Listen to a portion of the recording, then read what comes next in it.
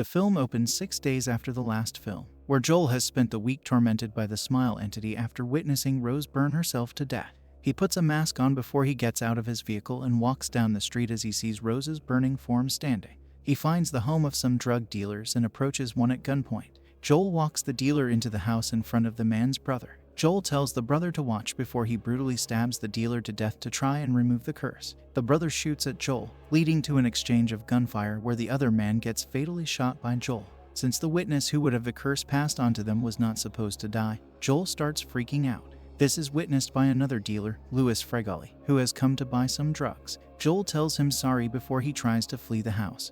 But unfortunately, other associates of the brothers show up and chase after Joel. He escapes through the back window and runs toward his car as the men shoot at him. Joel runs into the road and gets struck by a speeding car. The camera pans up to reveal his bloody remains dragged across the pavement resembling a smile. We are introduced to pop superstar Skye Riley as she goes for an interview with Drew Barrymore. While Skye's career has been highly successful, she has a history of substance and alcohol abuse. She is still recovering mentally from a car accident that she was in which killed her boyfriend, actor Paul Hudson. Skye is managed by her mother Elizabeth and has also been estranged from her best friend Gemma since the incident. Skye is hoping that her upcoming tour will provide her with a much-needed comeback. Afterward, Skye continues to practice for the tour with her crew, but she suddenly feels pain in her back.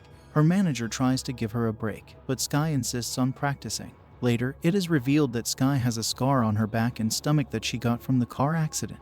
She tries to take a Vicodin drug to relieve her pain, but she gets interrupted by her mother, making her drop the drugs through the sinkhole. After a meeting with her mother and assistant Joshua, Skye sends a message to Louis asking if she could come to his house, and after a few seconds, he invites her to come. She goes to secretly get Vicodin from him for her back pains. When Skye goes to his apartment, Louis grabs her and holds a sword to her throat. He freaks out and says he doesn't remember sending Skye a message while trying to explain that something has been following him. He finally gets into the other room to get her the Vicodin, leaving Skye alone in the living room. Moments later, Louis emerges from the room screaming in a panic before an invisible force enters his mouth. A creepy smile forms on Louis's face before he grabs a weight plate and smashes his face 3 times until his face gets totally destroyed and the skin is hanging off his jaw. Louis finally falls down and dies. Skye, shocked by what she witnessed, vomits on the floor. She takes her phone out and tries to call 911 until she realizes the trouble she would get into being at a drug dealer's house. Skye later leaves and goes to her house where she finishes a full bottle of water from exhaustion. Skye tries to sleep, but she is awakened by a bone-crunching noise. She quickly gets up to find Louis staring at her with his destroyed face. Skye quickly turns the light on, and Louis is nowhere to be found. The next day, Skye continues to prepare for her tour while trying to shake off the horror of what she saw. She is visited by her friend, Darius, who asks her a favor to be the special presenter for a fundraiser of music that inspires hope for underprivileged youth. Skye then reluctantly agrees. While Skye is in the dresser room getting ready for her photo shoot, she becomes increasingly worried about Louis's death. She searches if vomit can leave DNA, but she doesn't get a straight answer. Skye then gets a message from an unknown phone number, asking her if she was in Louis's apartment last night. She gets shocked before she suddenly hears the bone-crunching noise again.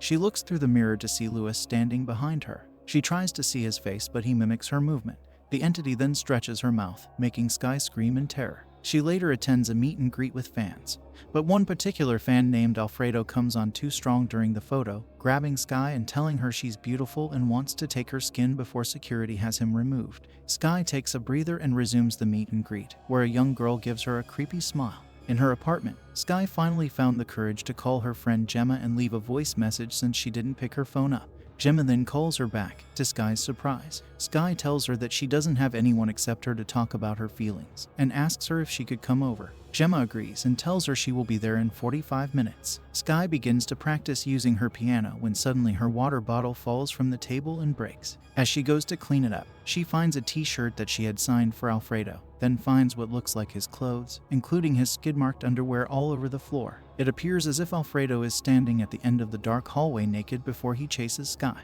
She runs to the door and is greeted by Gemma. Skye goes back to the hallway to confront Alfredo, only to find it empty. She turns around and sees that the water bottle didn't break. Skye hugs Gemma and apologizes for the behavior she has shown her before, and Gemma accepts her apology. Skye then explains the incident about Louis, and Gemma agrees to stay the night with Skye. While in bed, Skye has a dream about the accident, and we see the aftermath of the crash, where Skye wakes up covered in blood as the bone on her leg is protruding out.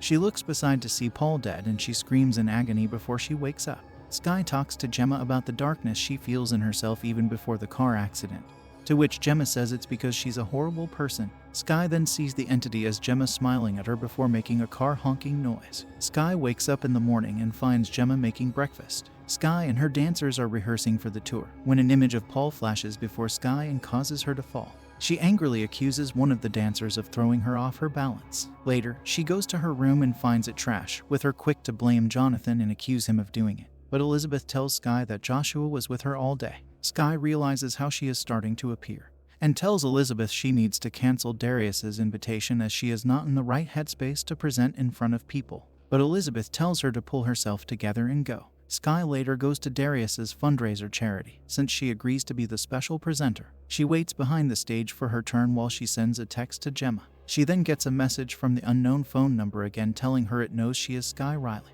A fly then gets on her face, making her ruin her lipstick before she gets called on stage. While reading from the teleprompter, it appears to stall, so she improvises with a little speech that ends up becoming a rant about her personal life and struggles. The teleprompter goes back to normal until it makes Skye read Paul's name out loud, shocking the audience and making her see Paul smiling and walking up to her. Skye yells at Paul to stop smiling before she snaps back to reality. When an older lady tries to approach her with help, a bloodied Paul reappears to grab Skye, causing her to accidentally push the woman off the stage and onto a table, to the horror of everyone else. Skye flees the stage. Back at her home, Skye continues getting messages from the unknown number. They say they know what she has been seeing and experiencing.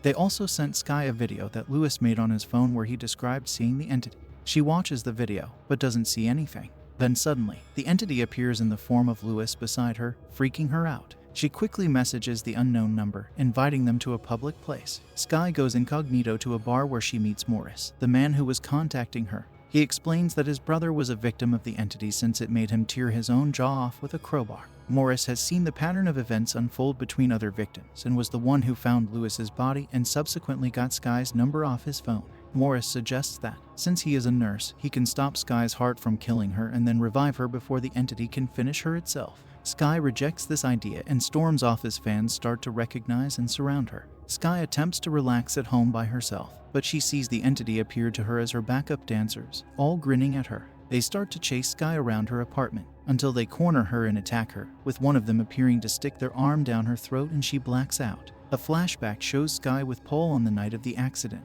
They were both high on cocaine while Paul was driving, and he angered Skye by calling her a psycho. She grabbed the wheel and steered them off the road, where they crashed horribly. While she suffered severe injuries, Paul was already dead when Skye regained consciousness. She can only wail in agony. Skye wakes up in a hospital to undergo evaluation after being found unconscious in her apartment. Elizabeth is by her side, but Skye asks if they can cancel the tour while she is unwell. Elizabeth argues that if she cancels this tour after the last one, it will be the end of her career and the record label will sue them for millions. When Skye tells her that's all she cares about, the entity appears before Skye as Elizabeth, making her punch the mirror in the room and stab herself repeatedly, even gouging her eye out. Skye runs to the door, only to find the shard in her hand and her gown covered in blood. She sees what looks like her mother's actual dead body and begins to stall when Joshua tries to come in. Skye tries to escape until Joshua spots the blood on her. Doctors and guards try to help Skye, but she steals a guard's gun and flees. On the streets, Skye runs into Gemma and forces her driver at gunpoint to give up the car so she can go find Morris. Gemma insists on going with her, but on the way, the real Gemma calls Skye, as it was the entity posing as Gemma the last few days. Skye takes control of the car and manages to get away safely. Skye meets Morris at an abandoned Pizza Hut to go into the freezer so she won't suffer permanent brain damage. As the process begins, Morris leaves the freezer and the entity appears as Skye on the night of the accident. It attacks her, but she bites its thumbs off and grabs a syringe that is supposed to knock her out. Unfortunately, this doesn't stop the entity and it locks Skye in the freezer. Moments later, Skye finds herself on stage on the first show of her tour, and the entity was playing with her mind the whole time.